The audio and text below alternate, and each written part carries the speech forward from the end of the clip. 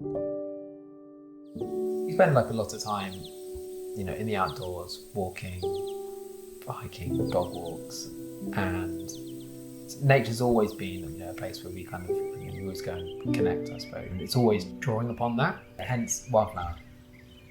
I think it was a friend who said that they kind of never had nice cards. It's just extra admin, isn't it, to have to, remember whose birthday's coming up and make sure that you've got a nice card, and that they always ended up just going to the supermarket, even though they would love to buy cards from makers. So I thought it'd be really nice to offer something where you kind of almost don't have to think about it, you've just always got cards. If you go to a card shop, there are thousands of cards. I quite like the thought that you don't always have to say on the front of a card exactly what the occasion is for.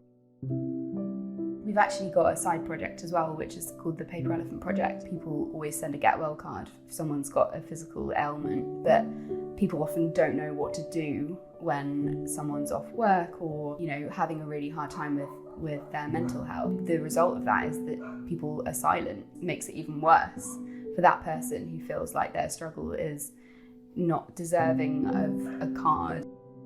We actually worked with a psychologist and came up with some really simple messages like, I'm here for you. So such a simple line, but actually I think if you go into most card shops, you'd be hard pushed to find something that said that, and that's sometimes all you need to say.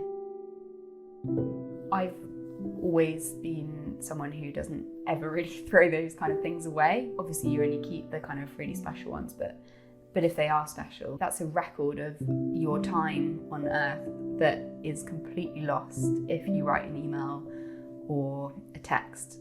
And I think it's really nice that there's something physical that you can hold, that you can show to your grandchildren.